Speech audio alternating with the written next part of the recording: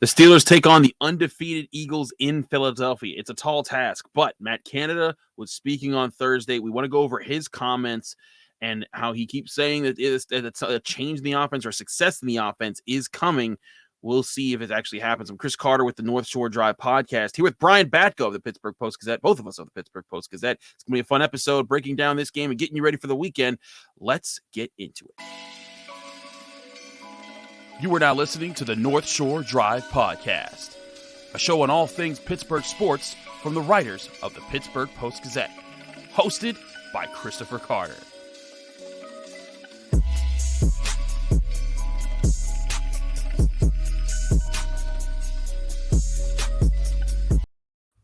And welcome to the North Shore Drive podcast. I'm Chris Carter. He's Brian Batko. We are of the Pittsburgh Post-Gazette. We're breaking things down. It's an all Steelers show here in the North Shore Drive podcast for the Friday episode, getting you ready for Steelers-Eagles, the Steelers' last game before the bye week. We'll break all things down there and to get talking in a minute. But first, we got to talk to you about our sponsors, Acrisure.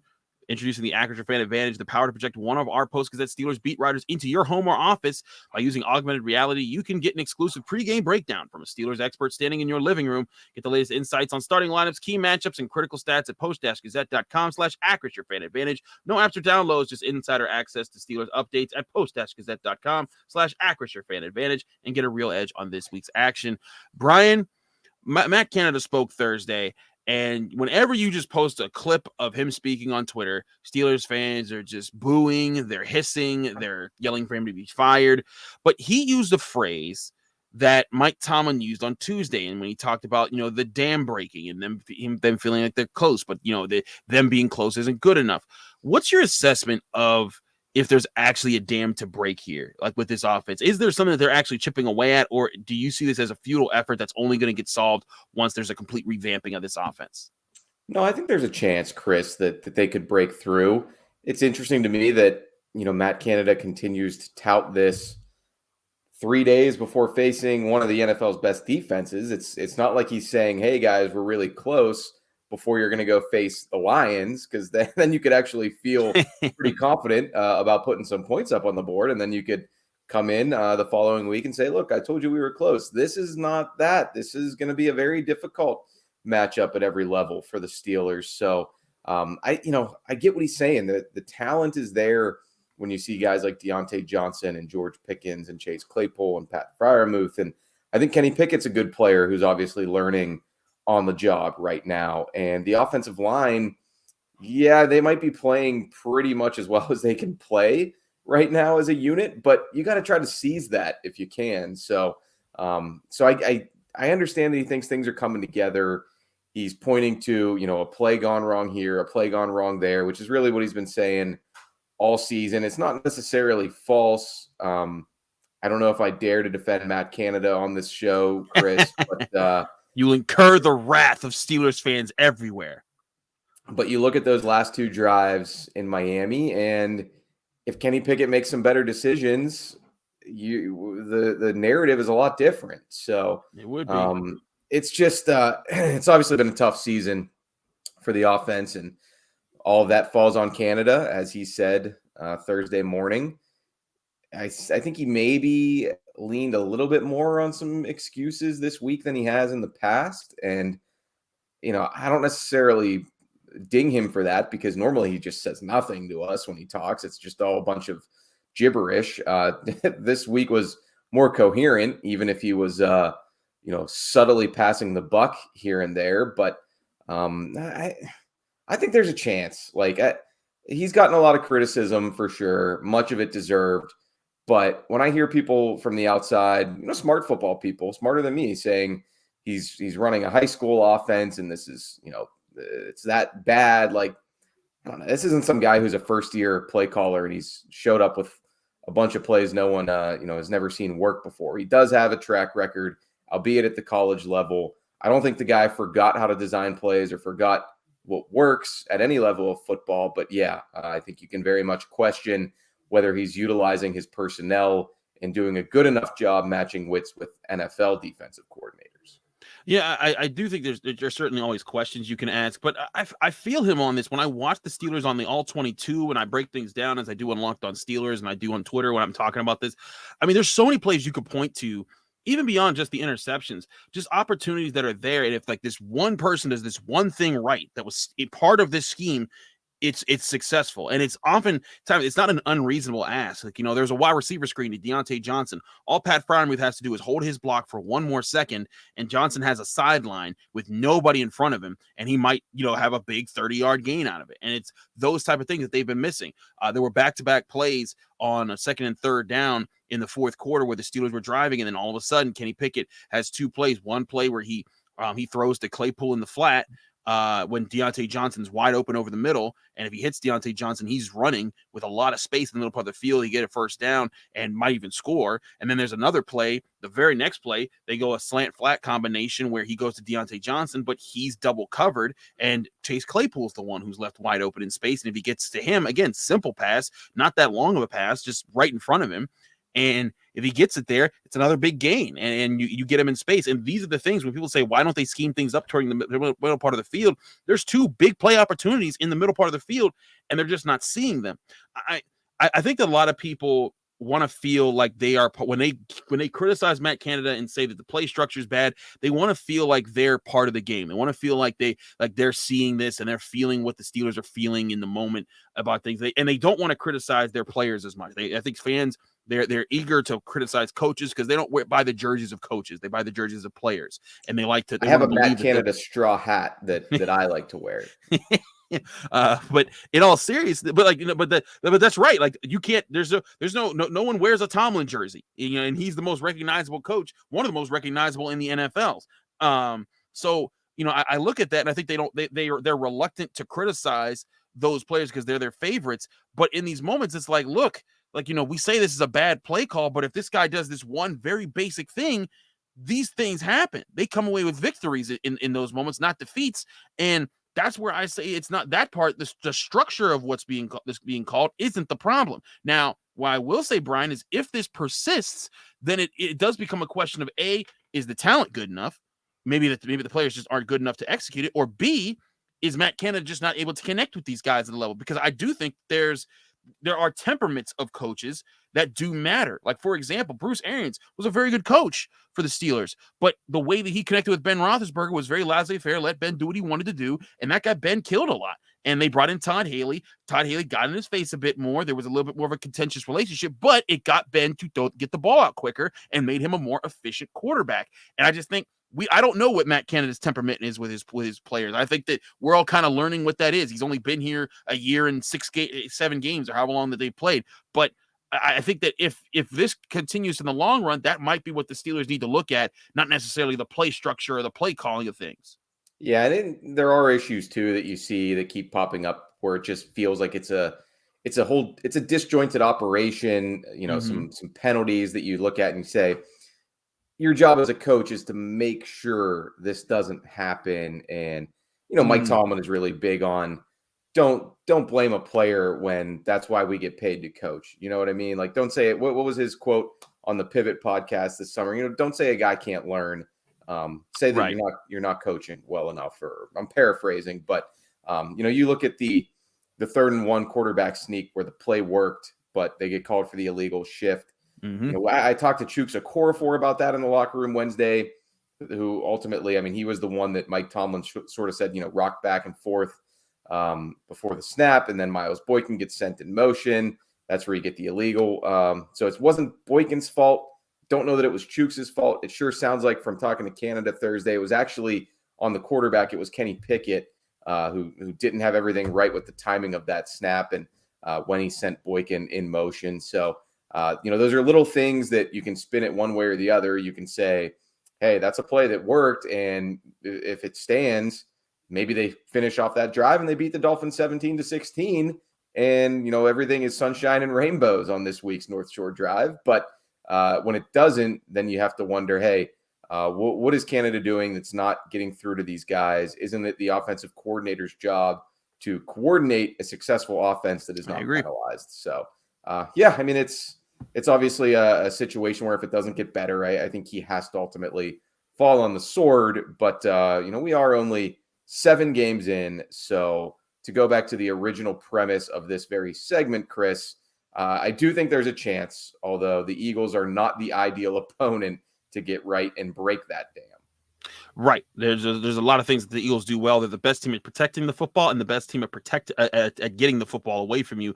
Kenny Pickett's thrown 7 interceptions. He's going up against a defense that's great at that. Darius Slade, James Bradbury especially, very good at attacking the football. They have a deep pass rush, and I feel like over the years the Steelers have done pretty well against fronts who were kind of a one-man show, like a Von Miller or Myles Garrett. When you face a team that's got a bunch of options to run at you, I think they've had some more struggles.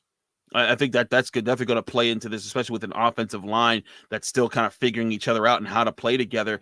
We'll talk about the defense in a minute here, because at the same time, well, that Eagles defense is tough. That Eagles offense is also very tough with Jalen Hurts and what they're doing. We'll talk about that in just a minute. But first, we got to talk to you guys about Liquid Death, our great sponsors. And if you're out tailgating, you may see someone pounding away tall boy cans, and you're thinking, what the heck's going on with that guy over there? He's just going strong and pounding all the tall boy cans. He should be drunk by now. But no, it's not beer that he's drinking. It's Liquid Death. It comes in a can, looks like a tall boy beer can, but it's just fresh mountain spring water ready for you to drink at any point in time. Why is it called Liquid Death? Well, it's because it's here to murder your thirst, and it's here to murder plastic pollution on the planet, because they all come in cans that are totally easily recyclable. They help keep your water even colder when you put them in a fridge or in a cooler, and they're looking to bring death to plastic bottles. And the 10% of every can sold, the profits of 10% of every can sold are sent to help kill plastic pollution across the planet. And out of a can, it just flat out tastes better. And with drinking Liquid Death, it's not only refreshing, it comes without the plastic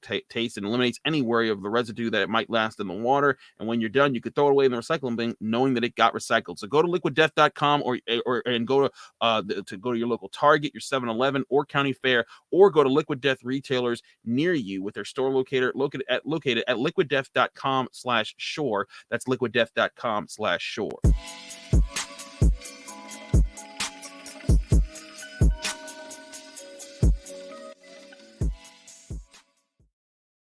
Back here on the North Shore Drive podcast, I'm Chris Carter with Brian Batko. We're breaking things down in your Pittsburgh Steelers. Brian, let's talk about this defense, because I think they've played very well the last 2 games. And granted, they're not going up against juggernauts. Tom Brady isn't the Tom Brady of old. He's old Tom Brady. As we do this, he's down 17-10 to the Ravens. Right. Spoiler alert: we're recording this Thursday night, so that yes, we are right and early Friday morning. Right. We haven't had any slips too that was like, oh, Matt Canada said this today. We've been living in the future appropriately. Right, exactly. Brian, I got to say, you ruined it. Everyone thought we were doing this live on Friday, and now they know that we're not. Great job, Brian Batko, ruining the suspense and the theater that we're putting on here. Scattering the magic. But anyways, speaking of that, but they go up against Tua, and granted, it was Tua's first game back. A lot of touchdown, but then they adjusted and they contained that Dolphins offense with Tyreek Hill and Jalen Waddle. Those were 2 inspiring performances, and especially with the Buccaneers, you're missing almost all of your secondary in that game. And against the Dolphins, you get some guys back. You're still missing TJ Watt, but now you face an Eagles offense that has a good offensive line led by veterans like Lane Johnson and Jason Kelsey, but also other guys that have fit in there. They've got playmakers like A.J. Brown and Devontae Smith, Miles Sanders, Dallas Goedert, and a quarterback in Jalen Hurts who's protecting the football well, who's using his legs, making decisive throws with the ball in his hands. And they're an offense that can test you in so many ways. But where the Steelers are right now, both this week and moving forward, they won't get TJ Watt back this week. I did see it was confirmed that he did practice on Thursday, which is a good sign for him. I don't think Tomlin called it highly unlikely on Tuesday, but we know that Mike Tomlin has not been the most forthcoming about things this season, especially injuries. So I guess you never know. I mean, TJ has proven to be not from this planet in other ways. So, but you don't want to rush him back, especially when we saw he had all the issues last year when I think he tried to return too early a couple times from those groin injuries. This isn't soft tissue necessarily, but it was at least interesting that he was out there in a more active capacity Thursday. I think it's really interesting to see that he is back now, or at least back to practicing, because there was a one point in time where people thought, just shut him down for the year. This isn't a good season for you anyways. Let's just ride it out. But I think that it's a good sign for the long term. But Brian, is this defense good enough right now to keep this game in control against an Eagles offense like this. And if TJ Watt comes back, will that make this defense good enough to make them real contenders? Because most likely, however you pick them going to this game, they'll either be 2-6 or 3-5 going into the bye week. And they are in a mediocre division, but they still will have a lot of work to do. I think it could hold up. They've had success against Lamar Jackson, who's maybe the only quarterback in the NFL more mobile than Jalen Hurts right now. There's some more weapons, I think, right now in Philly than Lamar's had the past few seasons when the Steelers have had some success against him. But the secondary just, they're clicking right now for the most part. And, I know that sometimes when it comes to the outside world criticizing this defense and, Mike Tomlin specifically coaching it, they can never win. If they have a good start and then the other team puts some points up on the board late, why didn't they adjust? As we saw in Miami, if they have a slow start, but then they play better, it's, well, why did you come out flat? So at the end of the day, I mean, they're still statistically a good defense. They got absolutely demolished by the Bills, but that was a rough day, and you'll have those tough days at the office sometimes. Other teams will have those this season and have facing Buffalo. So I like what this unit is bringing to the table right now. The inside linebackers are playing really, really well. I think so too. Collectively. And, Terrell Edmonds is a guy that you can kind of throw into that group too. Not that he's an extra inside backer, but he's asked to do a lot of things. And, he's making plays against the run, deep downfield. A guy who used to be kind of the weak link has been a strength lately. So you like all of that. The cornerbacks are going through it right now, injury-wise. I mean, it looks like Akella Witherspoon's going to return, but now Levi Wallace dinged up with a shoulder. Cam Sutton must have been on some sort of snap count last week and against the Dolphins. I mean, he's always out there, but he only played about half the time. And James Pierre, to his credit, stepped up once again when he needed to be out there on the outside. So there is a lot to like right now. Larry Ogunjobi is probably the main injury concern at this point on Friday morning, but I think Cam Hayward continues to kind of find his groove right now after a slow start to this season. I think Alex Highsmith is still going to be able to bring some pressure off the edge, although Jordan Mailata is a massive human being. Yes, he is. Tackle for the Eagles, so that's easier said than done. But I think they can keep the Steelers in this game at least for a while. Yeah, I think there's a chance for them to do that. I compare what Jalen does to what Tua does. He has two talented receivers. He has other speed on the offense, but when you look at his strength, he's really good at throwing down the middle part of the field. You look at his passer rating compared to the in between the numbers compared to outside the numbers on either sideline. It dips significantly when you start going to 10 to 20 yards and 20 to 30 yards. And that's where I think the Steelers could find some success, because I think that some of their biggest strengths right now are up the middle on defense. You got Minkah Fitzpatrick, you got Terrell Edmonds, Devin Bush, and Miles Jack are helping a lot in covering that part of the field. And if Akella Witherspoon and Cam Sutton are back, I think that helps you get more continuity on the outside of the defense as well. Granted, so you're going to be able to, if you can kind of mitigate his, Jalen Hurts' success in the middle part of the field, and then take advantage when he goes outside if he makes a mistake. They dropped 4 interceptions last week. They can't do that and win football games, especially with their offense right now. But I think there's a way to play football in this game, play your style of football, and keep this offense in check. I look at several of their games this year, and some people, they look at that 6-0 record and they say, oh, well, there's unbeatable. There's a lot of games that they could have lost into some not impressive teams. Yeah, we were talking about that at lunch the other day at the Steelers practice facility, that somebody was like, the Steelers have no chance. I'm like, what? Why are we still saying that in the NFL in 2022? I mean, look, again, we go back to the Bills game. The Steelers were embarrassed in that game, but I actually still think the Bills and probably the Chiefs are in a tier by themselves agree. Now, even though the Eagles are undefeated. Maybe they're alone in the second tier, but you're right, Chris. The list of teams that the Eagles have beaten do not jump out to me and say, wow, this is a juggernaut. The Steelers shouldn't even show up Sunday at Lincoln Financial Field. So it's going to be difficult to play complementary football and try to keep the Eagles off the scoreboard and try to get to this defense that's having so much success. But I need to see more. And, the jury, I think, is still out to some degree on Jalen Hurts. It's been a great start. He's in the early conversation for MVP, and rightfully so. But, how soon we forget that going into this season, there were major question marks about him as a long-term NFL starting quarterback. And, we know that they were off to their own rough start this time a year ago. So I think the Steelers defense is, they're going to have to throw everything they've got at them, maybe. But, that has worked some of these weeks. I would say that go back to that Cincy game, albeit with TJ Watt healthy. We saw what they're capable of.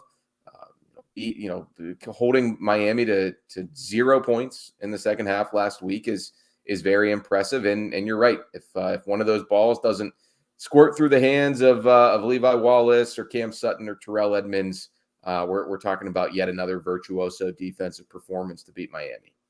I agree with that assessment. I'm really intrigued to see how they approach this situation against a quarterback like that. And I think we'd be doing Pittsburgh sports talk a disservice, Brian, if we did not say the mandatory part. Well, the last time that the Philadelphia Eagles were 6-0 facing a rookie quarterback for the Pittsburgh Steelers, it was when Ben Roethlisberger was able to take them out. I think they were actually 7-0 that year, but they were. That's right. They were 7-0. I think they were the NFL's last unbeaten team, just as they are this year. But that game was in Pittsburgh. This one's going to be in Philly. The Steelers ain't won there since the 60s. Trust me. 1965. Yes. I went to college out in Cheney University, which is right by Philadelphia. I have so many Eagles fans that text me all the time about this stuff, and I'm just like, I hate all of you. Like I grew up like you thinking like, oh, the Eagles, they're cool, right? They're the other Pennsylvania team. I went there, they were like, man, we hate your guts. You're from Pittsburgh. We can't stand you. And I'm like, what's wrong with me? I got no beef with yous. And they only play each other every 4 years, or at least they used to, until the NFL added this 17th game. Yeah, this would be a cool game to see every single season. I think I don't remember who it was. Somebody out there, maybe it was Peter King, floated that 17th game every season, instead of rotating with an NFC team, that it could be an AFC NFC matchup every year. Pair a team with sort of a natural rival, and in this case, obviously Steelers Eagles would be a good one. Yeah. But hey, maybe the fact that they don't see each other every season, it ratchets up the stakes a little bit when they do play. Indeed. We'll talk about those stakes a little bit here after the break, because we got to talk about this matchup and our predictions for how we see this game going out. But first, we're going to talk to you guys about Yinzers in the Berg. Yinzers in the Berg is your number one place for Pittsburgh sports apparel. If you need Steelers gear, Penguins gear, they got everything black and gold right there at Yinzers in the Berg. Where can you find Yinzers in the Berg? Well, they got 2 legendary stores in the Strip District. I suggest you go to either of them. They're amazing. They show you a full layout of everything available to you. If you thought of something, if you got a favorite player, they've got something on them. They got shirts, they got apparel, they got accessories, much more, coats, hats, anything that you could think of. They probably got it there. And about your favorite player, if you're a big Kenny Pickett person, go on in there, get your Kenny Pickett gear. If you love Sidney Crosby, Evgeny Malkin, Chris Letang, go on in there. They got your Pens gear. All of that can be had by going to Yinzers in the Berg. Or if you're not in Pittsburgh and you're like, how can I get this stuff? Go to their website, yinzerspgh.com, and you'll find it's a growing online store with more and more gear being put out every week. So check out Yinzers in the Berg, or go to their website, yinzerspgh.com, for all your Pittsburgh sports apparel.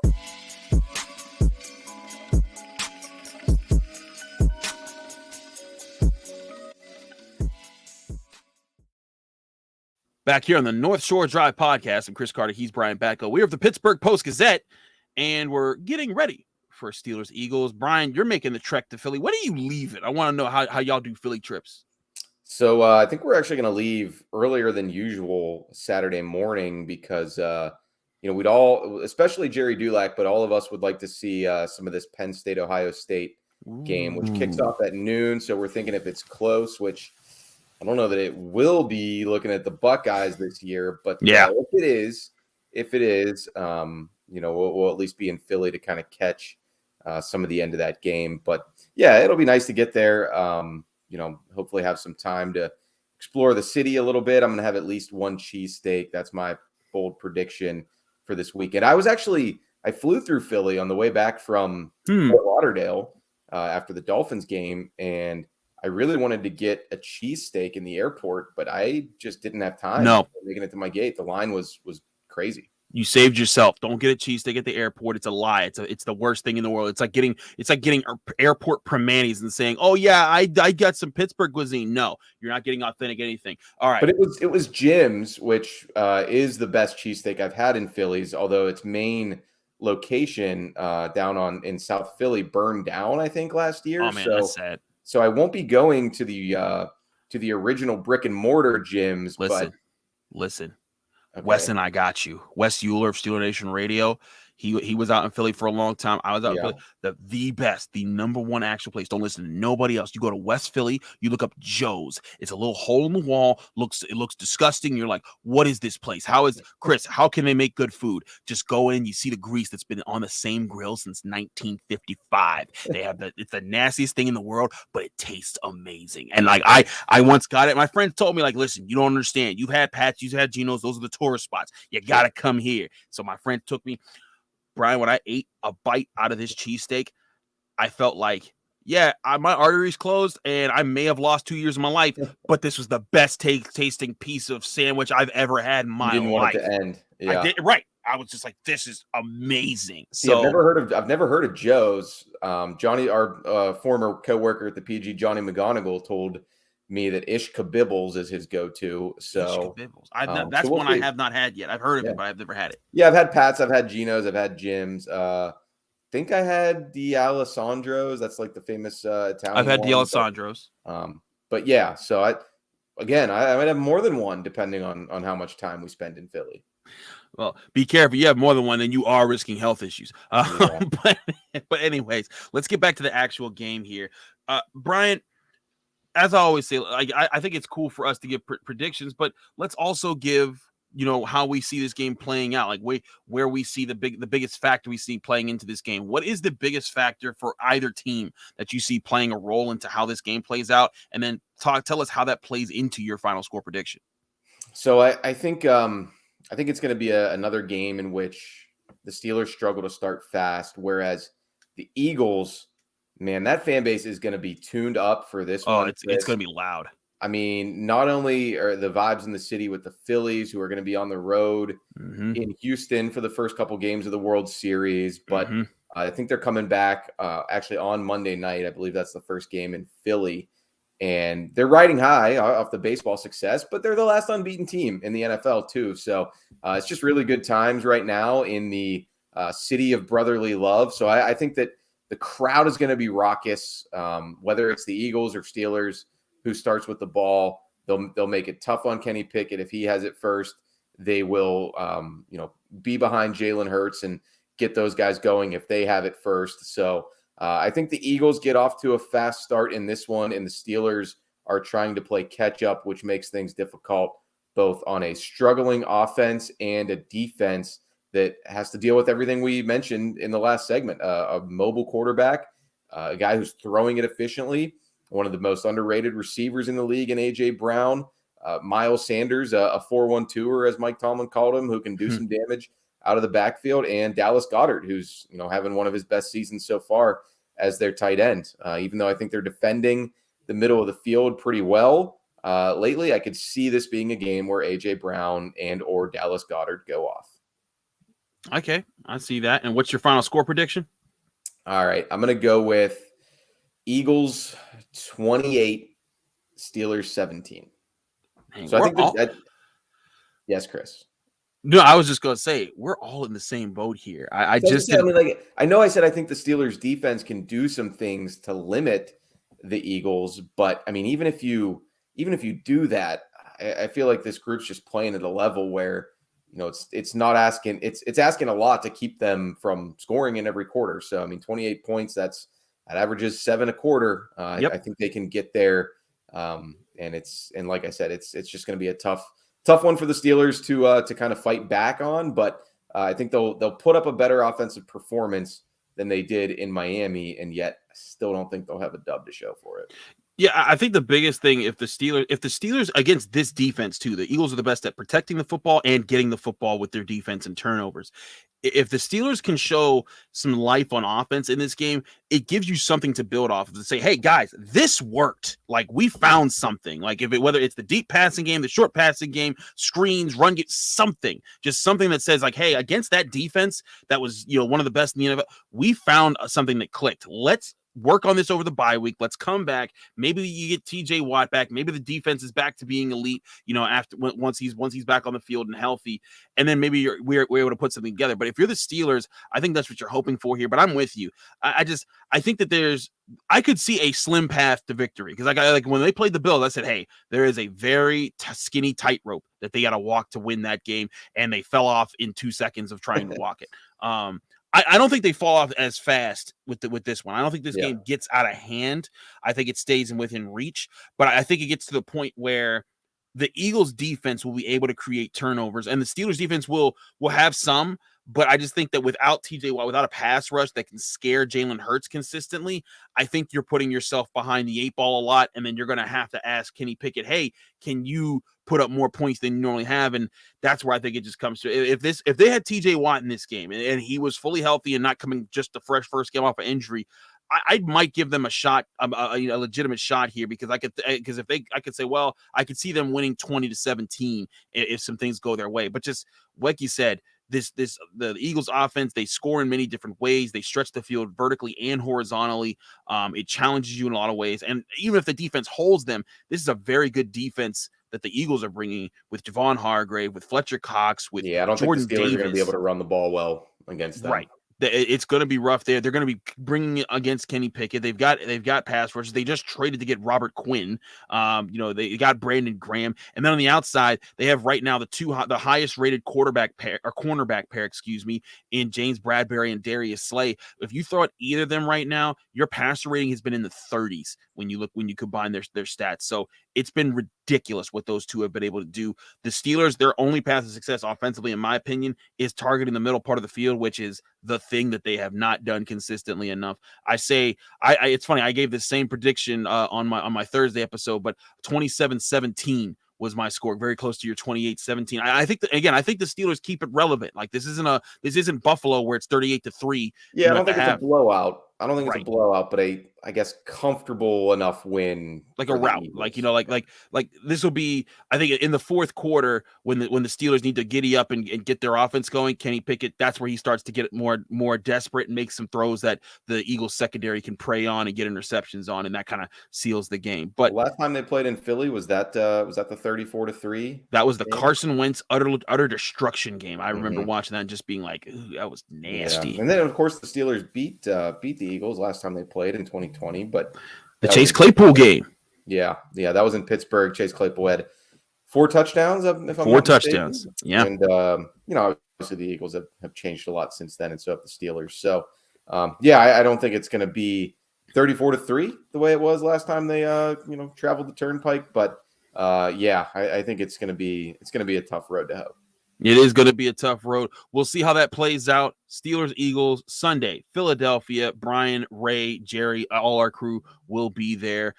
Stay here to tune to this channel after the game. Myself and Paul Zeiss will be doing a post-game show that you can chat with us about. Thanks again for checking out the North Shore Drive podcast. Brian, what you got queued up for everyone this weekend? Yeah, so Ray Fittipaldo's got the Sunday story this week, which means he did some digging on Andy Weidl, Steelers assistant GM, who helped build this Eagles roster before coming over here this offseason to help Omar Khan step in and replace Kevin Colbert. That'll be a good one from Ray. For me, I'll have my weekly Acrisure Fan Advantage matchup preview. Fun one to do this week, Kenny Pickett versus a guy he played with at Pitt, Avonte Maddox. So, check that one out as well. And otherwise, man, I guess maybe keep it on my Twitter, see if I get some whiz wit this weekend out there in Philly.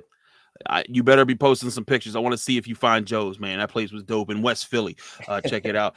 Thanks again, Brian, for doing the North Shore Drive podcast with me. It's always fun we do it together. Chris Carter and Brian Batko of the Pittsburgh Post-Gazette. You can find the North Shore Drive podcast on Apple, Spotify, Google Podcasts, and especially on YouTube. Like this video if you saw it on YouTube. Subscribe to the YouTube channel to get all of our Monday, Wednesday, Friday episodes. And we have daily content coming out here, breaking things down on Steelers, Pirates, Penguins, Pitt, Penn State, college, even high school sports right here. And it's a big weekend with regular season high school start and ending in the Whippeal. So you want to stay tuned for all that right here at the Pittsburgh Post-Gazette. I'm Chris Carter. He's Brian Batko. We'll see you again next time. Thanks for tuning in to another episode of the North Shore Drive podcast of the Pittsburgh Post-Gazette. If you're watching this video on YouTube, please like the video and subscribe to our YouTube channel. For 6 months of digital access to post-gazette.com for just $6, click the link down below in the description.